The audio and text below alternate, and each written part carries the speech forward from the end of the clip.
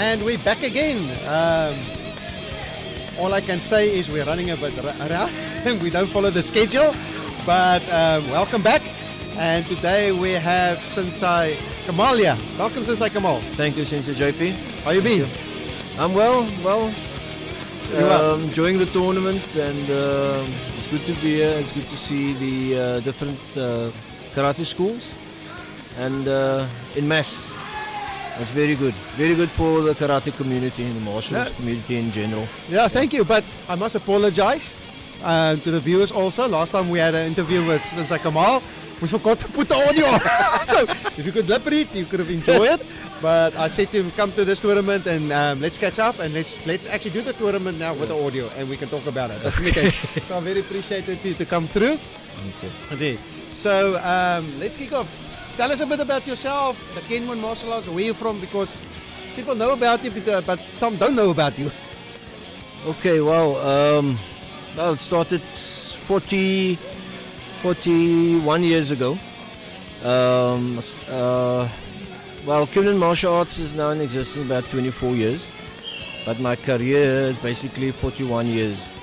And I've had various teachers, various senseis that I've been training with, been under their supervision, and I went on my own quite a long time ago, but I was privileged and honored to be under the supervision and tutelage of very good senseis and masters, not only locally but also internationally as well.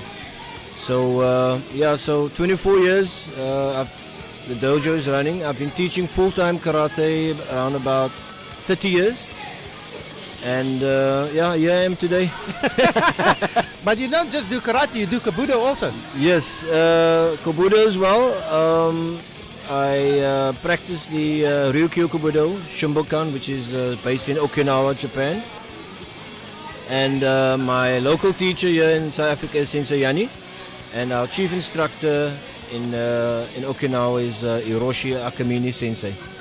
So I've been doing Kobudo quite a long time. I got my Sandan grading last year. So and working towards my 4th Dan, which is obviously takes many years, 3 to 4 years before you move on. As you know, in karate, it's a long time development and understanding of the technical standards. Of Kobudo. And it's 2 different lines because people think it's part of karate, but it's not. It's 2 different disciplines. Yes. Kobudo and karate. Yes. There's a saying that karate and Kobudo is like brother and sister. Yes. 2 wheels of a wagon. Okay, so they're independent of each other. So it's like in Okinawa, there's a lot of the masters there, the senseis. They know Kobudo. They have their weapons in their dojo, but not all of them have a direct lineage to what is Taira Shinken or the styles of Kobudo. But they do know Kobudo and they know it well. So we are, as I mentioned, with the Shimbokan in Okinawa. And like karate and Kobudo, different requirements, different standards. There's different styles of Kobudo as well. You get the Ryukyu Kobudo, which we follow. Then you get Matayoshi Kobudo, and then Yamani Ryu Kobudo. Those are the mainstream Kobudo styles in Okinawa. And they all have different requirements, and you can see that the differences in the katas and the technical projection, how they project their techniques is different. Like in karate, you get different styles. Shotokan, Goju-Ryu, you can see the differences. With Kobudo as well, you can also see the differences. That's it. Yeah, and you've been let's say around the block, and you know a lot of people, and you see people coming and going in karate. How did the karate landscape from when you started 40 years ago, did it have ever changed, or how do you see how did it develop or change over the years? Is it totally different teaching today than how you taught children or new students in 30 years ago? Well, I think karate has developed tremendously through the years, and I think a lot of a lot of the sport karate has influenced a lot of people. So there's you have the traditional karate and you have the sport karate. So so people see the sporting side of it and think is that is what you do in the dojo. So I can see what I've seen now. It's karate is really developed tremendously, and I think we have a lot of good instructors and senseis in not only in South Africa but worldwide that has actually taken karate to a higher level. And like they say, there's you get the different sports codes, cricket, rugby, soccer, and all the others. But karate is actually over 200 million practitioners worldwide. Oh, so if you look at stats alone, karate has developed tremendously. But you won't get that promotion and that exposure like the sports because there's money involved. It's become very professional, the cricket and the rugby and the football. That's it. Yeah. Karate is more on a lower level, but the numbers is greater than all the other sports. So I think that karate is doing excellently well. Yeah, I always say to people, karate is a very poor sport, but it's a very expensive sport to compete in. Correct. That's correct. Yes, correct. And yeah, that is true. But there by you, do you also got? I know sports karate for me, I think is a very good thing for the youngsters because it helps you with your retention. Because you need to keep people active, especially the youngsters. If you don't keep them active, they stop. Correct. And my days in the 80s and when I started karate, we were lucky if we had 2 or 3 tournaments a year. Because that was the only tournaments. You one in a quarter, every school quarter. There was maybe a tournament, So for now, how do you see you mentioned sports karate? Did it develop a lot for you? Was there a lot of changes for you from the old days tournament karate? Now these days tournament karate. Yes, most definitely. There's lots of changes, especially in the kumite where the protective gear is concerned. I mean, we used to fight with those little mitts, and we used to knock each other really, really badly. But I mean, we survived that, And if I compare to the protective gear alone to what's happening today, it's like you're putting on a suit of armor, So sport karate plays a very important role in the development of your school, but not everybody is involved in sport karate. Not everybody likes sport karate, but it's important. You have to cater for that few that loves the competition, But at the end of the day, it's, as I always stress my students, come back to the traditional karate because this is where what it's all about. Yeah. It's a building character. Like as you know, Funakoshi Sensei said, ultimate aim of karate is not winning or losing, but improving one's character. Yes. I mean, he's a Shotokan founder, and so one of the modern day fathers of karate. That's it. So it's good to have a good balance between tradition and sport karate. Yes. But I think sport karate has influenced a lot of students as well, and the standards. If you look at the standards of sport karate, it's very high. Yeah. Quite high. The technical standards is very high. Yeah. From different world bodies that you find, it's all extremely high. Very competitive. Very competitive. Enjoyable as well. It's good. Yeah, it's good to watch. And if you look at tournaments now, the hosting of tournaments, not a lot of people know, but I actually got known. The key-up system was firstly used by Sensei Kamal, and I saw it by you the first time, and I thought, yes, this is gonna save my marriage. I need to do this, and now everyone is using key-up. Yeah. Can you see that development of tournaments now, everyone with the key-up system, the technology, the positive or the negative influence in that? What do you see now with key-up being? I name it, I call it key-up because there's only, but there's other technology also out there, but we'll get used to key-up. But I talk about the similar management system software of different martial arts software. Do you think it's got a very good positive impact in karate for us, our tournaments? Well, I think, before I discovered KEP, I went through quite a few tournament software systems, but it wasn't as comprehensive and thorough as Kiap, and not only thorough but also price-wise it was very, very good. And when I started using it, it really improved the system and the functioning of your tournaments.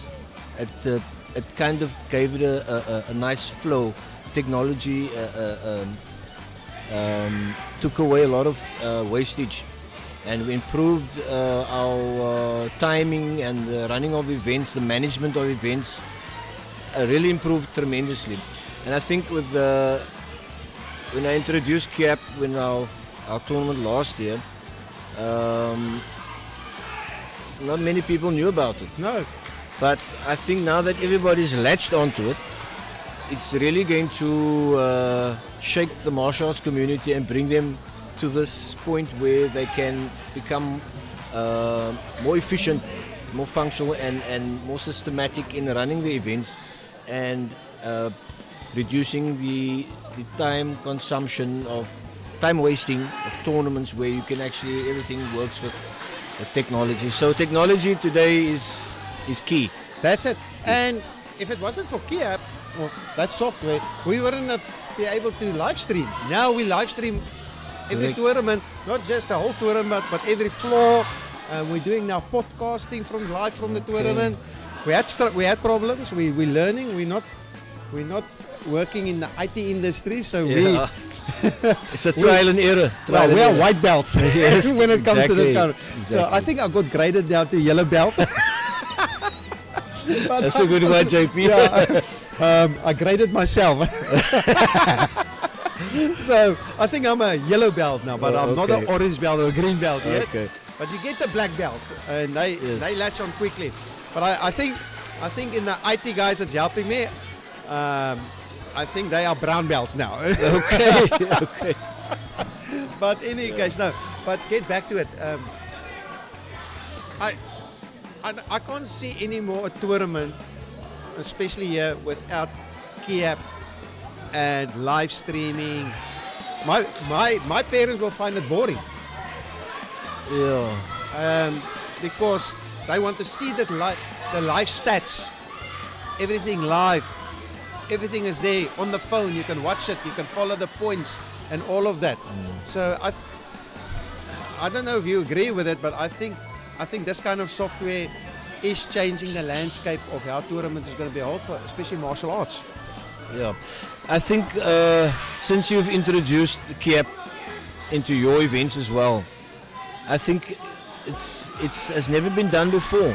I mean, you know that karate has never had this kind of technology. It was there, but Yeah. I don't think the leadership was ready to grasp it and take hold of this.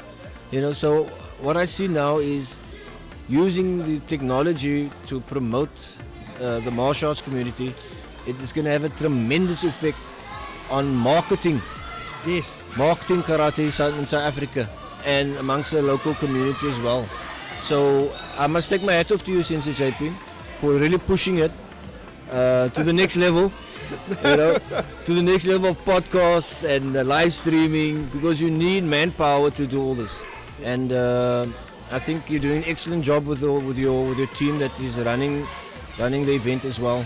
The only reason I'm doing is to save my marriage. You know, to work out that level. Draw sheets in the evening, handwritten. You get divorced 3 times. Arguments. So I will do anything to make my life easier. And we learn from it and everything. And if you look at the tournament, look at the atmosphere we even the atmosphere it's bringing. I've seen sometimes on some people hosting tournaments. Shh, you're not allowed to talk when I do kata. You're not allowed to do this. You need to bring that energy. Yeah. You need that energy that you, like the rugby and the cricket. Yes. The parents must interact, and that brings them back, and that brings that energy for the kids to come and compete. I believe that is my philosophy of what I see, and I like the way we came up with this Cape Town All-Star Invitational.